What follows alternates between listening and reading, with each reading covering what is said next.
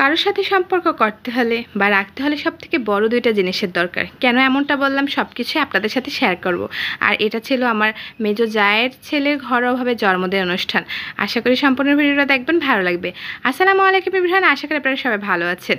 আলহামদুলিল্লাহ আমিও ভালো আছি। সকাল সকাল নাস্তা শেষ করে তারপর তার বাসায় যাওয়ার সময় কিছুটা আইসক্রিম নিয়ে গেছি, যেহেতু অনেক গরম পড়তেছিল এই জন্য। আর এই ভিডিওটা কিন্তু আমার কয়েকদিন আগের, সময়ের অভাবে আপলোড করতে পারি না। তো তার বাসায় যাওয়ার পরে কিন্তু কিছুটা মিষ্টি দিয়েছি, মিষ্টি খাইয়ে তারপর গেছি তার কাজে একটু হেল্প করতে।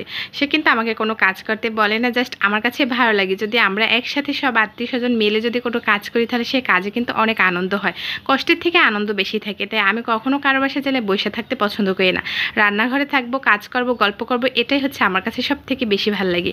তো প্রথমে যাই আমি গোশটা মাখাই নিছি আর কিছুটা ফিন্নির জন্য দুধ মিক্স করতেছিলাম।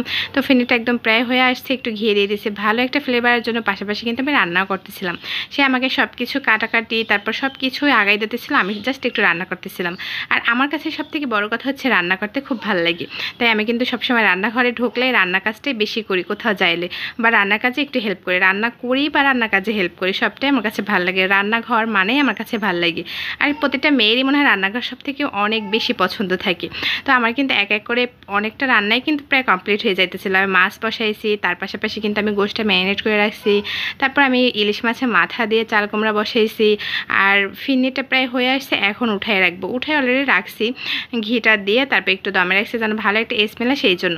তো মাছের মশলাটা কষানো শেষ, এখন মাছটা দিয়ে দিচ্ছি। মাছটা ভুনা করে পাশাপাশি কিন্তু আমার চাল কুমড়া তরকারিটা হইতেছিল। দুইটা চুলা ছিল, তারপর রাইস কুকার ছিল, সব কিছু মিলাই জিলাই কিন্তু আমাদের তাড়াতাড়ি রান্নাটা হয়ে গেছে। আর এই গরমের মধ্যে রান্না করতে কষ্ট হচ্ছিল, বাট তারপরও ভালো লাগছে।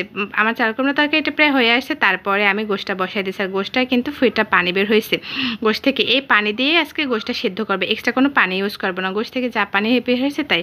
আর বিরিয়ানির জন্য কিছুটা ব্রেস্তা তৈরি করতেছিলাম। এর মধ্যে থেকে এত পরিমাণে মেঘ করছি বিকালবেলা, আর আমি তো মহা খুশি, কারণ এই বৃষ্টির জন্য আমরা কিন্তু সবাই অনেক দিন থেকে অপেক্ষা করতেছিলাম যে কবে একটু বৃষ্টি হবে আর গরমটা একটু কমবে। আলহামদুলিল্লাহ মাশাআল্লাহ অনেক দিন পর কিন্তু বৃষ্টির আগমন চলে আসছে আর অনেকটা বৃষ্টি হয়েছে। ভালো লাগছে সেদিনকে, কোনো গরম লাগে না, খাবার দাবারে কোনো কিছুতে কষ্ট হয় না, সমস্যা হয় না, সব কিছু মিলাই জিলাই দিনটা অনেক ভালো ছিল। আর এই দিনটা যে বৃষ্টি হবে কখনো ভাবতেই পাই না। আর আমি প্রথমেই বলছিলাম যে কারোর সাথে সম্পর্ক রাখতে হলে বা করতে হলে দুইটা জিনিসের দরকার। প্রথম জিনিসটা হচ্ছে একটা ভালো বড় একটা মন মানসিকতা থাকার দরকার, আর হচ্ছে দ্বিতীয়টা হচ্ছে টাকা।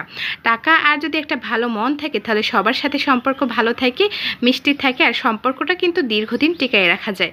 যেমন আমি আমার মেজো জায়ের ভিতরে কিন্তু আলহামদুলিল্লাহ মাশাআল্লাহ অনেক ভালো একটা সুসম্পর্ক। সে আমাকে ছোটোখাটো যাই হোক ইনভাইট করুক বা ভালোবাসুক, আর আমিও কিন্তু সব কিছুতে তাকে অনেকটা ভালোবাসি। এটাই হচ্ছে কিন্তু জায়ের ভিতরে কিন্তু এইভাবে একটা সম্পর্ক রাখা কিন্তু একদম মুখের কথা না, অনেকটাই বড় বিষয়। কিন্তু বললাম না, এই জন্য মন মানসিকতা আর টাকা পয়সা থাকলে সবার সাথে সম্পর্ক ভালো থাকে। আজকে এই পর্যন্তই, সবাই ভালো থাকবেন। নেক্সট ভিডিওতে আবারও দেখা। ভালো